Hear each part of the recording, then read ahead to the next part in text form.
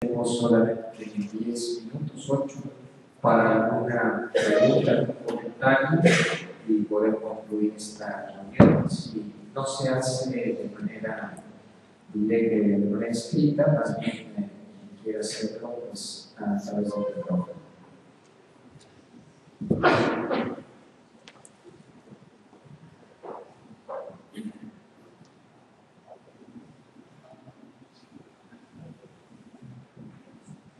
El micrófono está para ustedes ahora.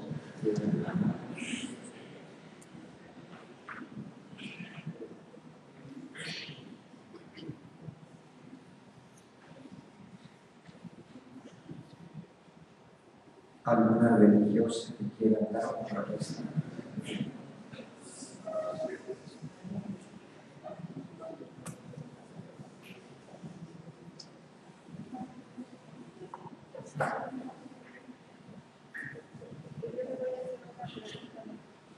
Los laicos están aquí.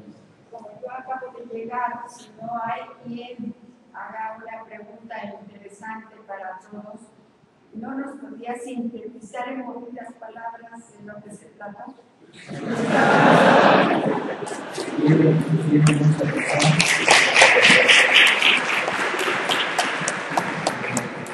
Quiero decirle que va a realizar una síntesis y se va a poner en la página de la universidad. Después le explicamos lo de la página. Pero se va a poner en la página de la universidad a partir de mañana una breve síntesis de lo que se dijo aquí. Muchas gracias. Buenos días, buenas tardes, muchas gracias.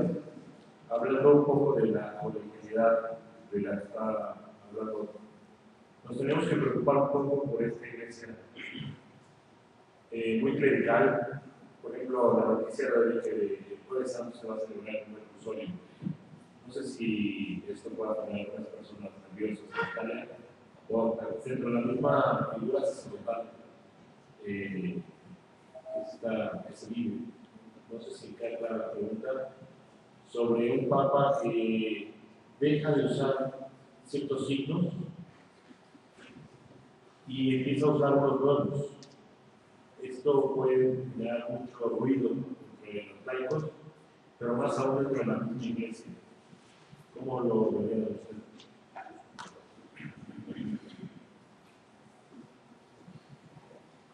Bueno, a los que tienen que tener preocupados es al círculo de seguridad.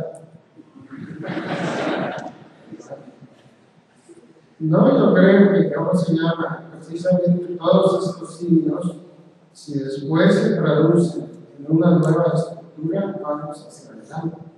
Si se quedan solo los signos y no se traducen después en nada concreto, pues serán bellos detalles y a lo mejor se recuerdan, ¿verdad? Pero que no pasa más.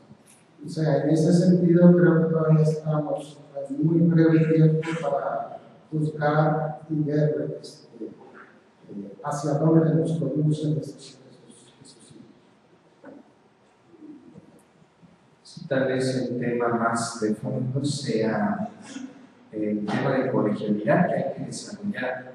Él lo dice desde el inicio: soy el obispo de Roma y los demás son obispos. Y ese sentido de plantear su ministerio con los obispos es algo que el Vaticano II ya ha desarrollado y que requiere pues una mayor implementación de la Iglesia, tanto en su pensamiento como en su acción.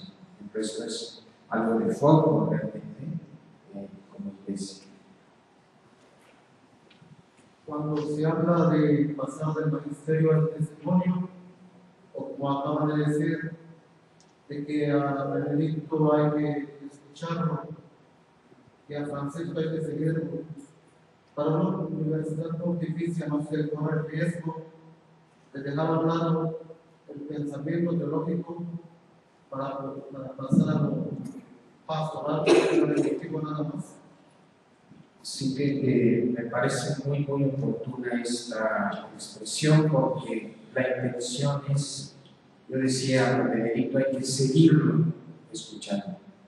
Y es la parte del pensamiento de la Iglesia que creo que hemos tenido un pontificado de casi 8 años, de una gran lección teológica, de una teología muy actualizada y muy en diálogo con la cultura.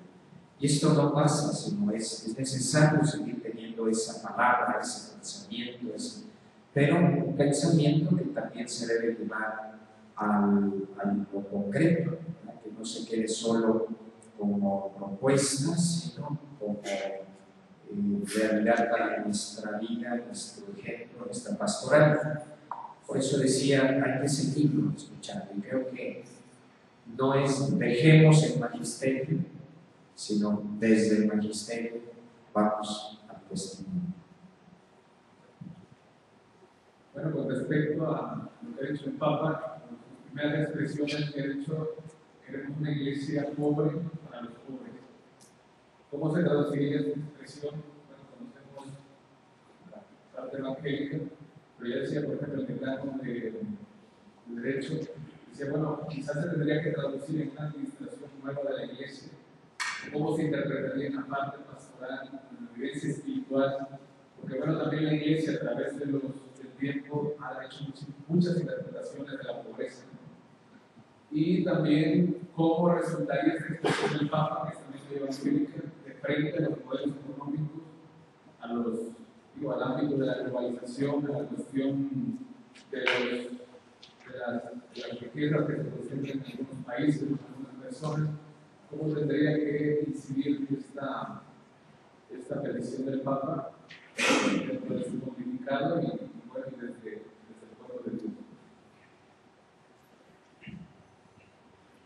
Tratando de responder tu pregunta, yo señalaba que en realidad hay una línea de continuidad.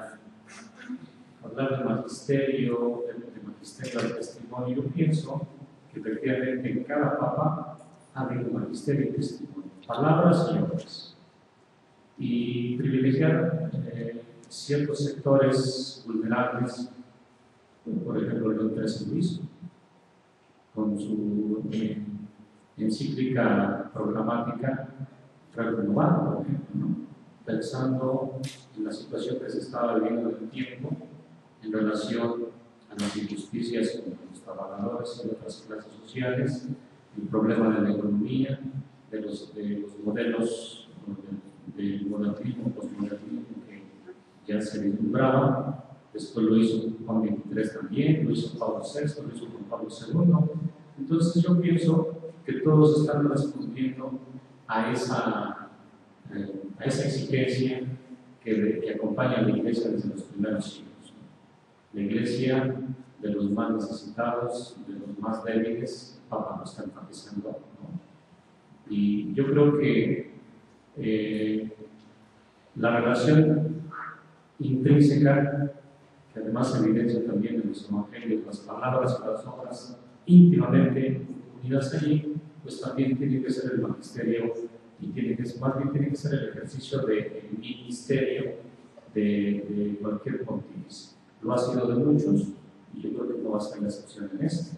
Aunque los signos ahorita, como señalaban algunos, están provocando pacto, asombro, etc. El lenguaje parece ser acorde a nuestros tiempos, pero en realidad es un lenguaje que ya ha existido desde siempre, salvo a lo mejor la opinión del historiador, ¿no? Pero yo pienso que esos son los términos que siempre se han venido señalando. A veces por las coyunturas históricas de los tiempos se hacen más visibles, se enfatizan en un pontificado que en otro, pero yo podría pensar que efectivamente tenemos todo un siglo caminando tratando de dar esas respuestas a la Iglesia necesitada, a la Iglesia de los necesitados.